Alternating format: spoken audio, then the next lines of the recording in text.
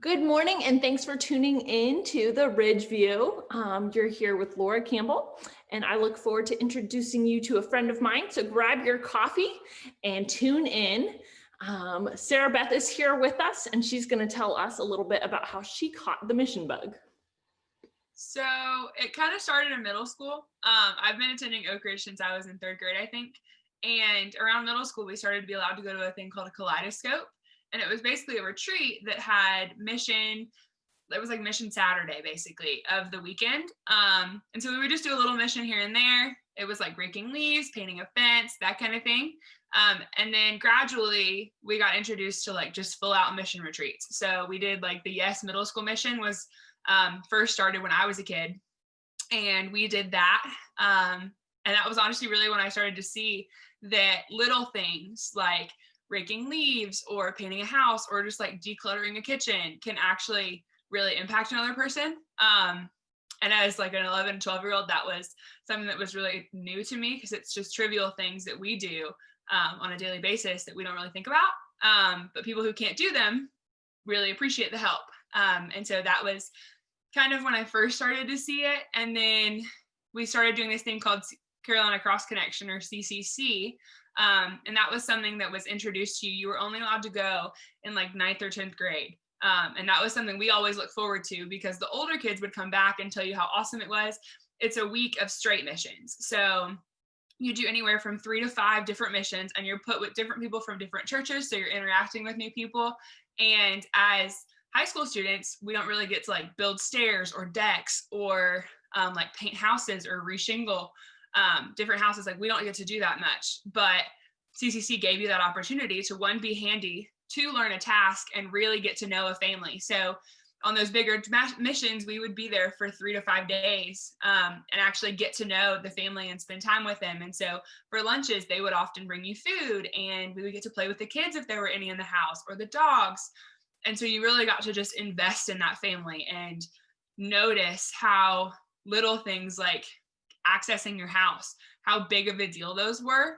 And it gave you the opportunity. And I looked forward to CCC every single year. That was kind of when I actually really caught the mission bug, because that was like full out missions, and you really just were able to see how God worked in just daily life.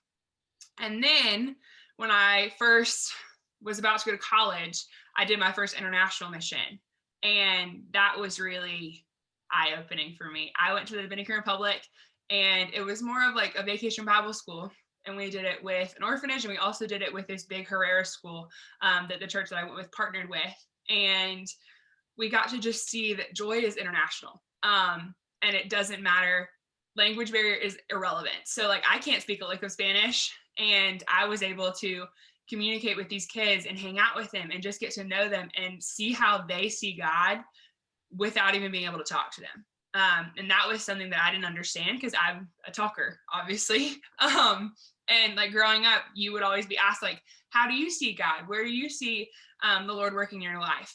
But you weren't able to ask that. So you just had to interact with them and see them. And the way that they showed joy for the smallest of things that we always took for granted blew my mind. And that was honestly how I realized that mission work, big or small, affects every single individual differently.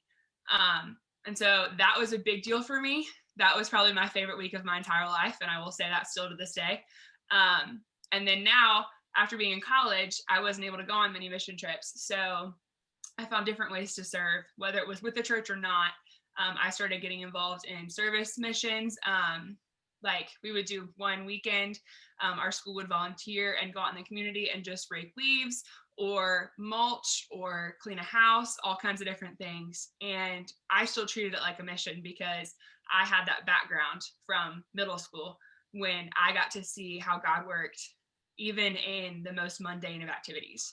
And so I was with kids who didn't understand or had never like been around a mission field, and they were still doing a mission. They just didn't know it.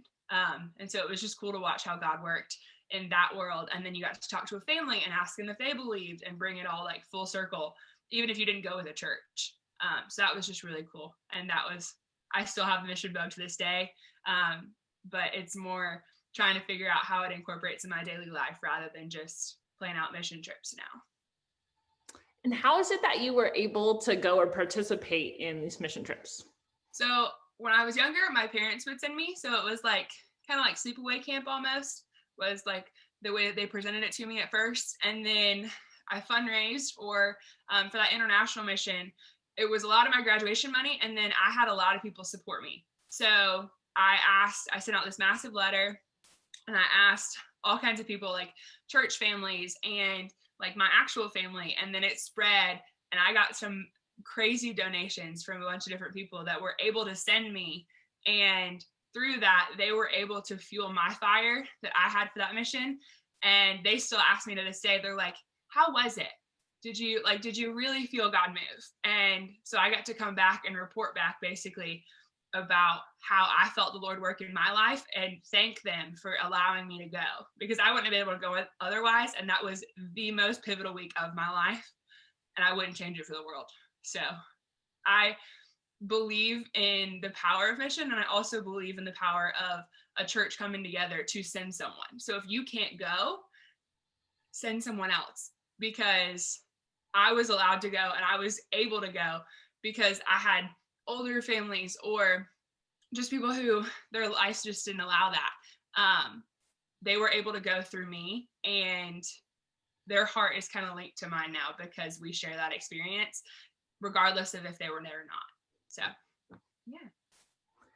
Oftentimes we think missions is this project or goal that we're setting out to do. But as Sarah Beth has explained, it's all of us going to accomplish it together. And Sarah Beth has found ways to incorporate service and mission into her daily life because of those who poured into her.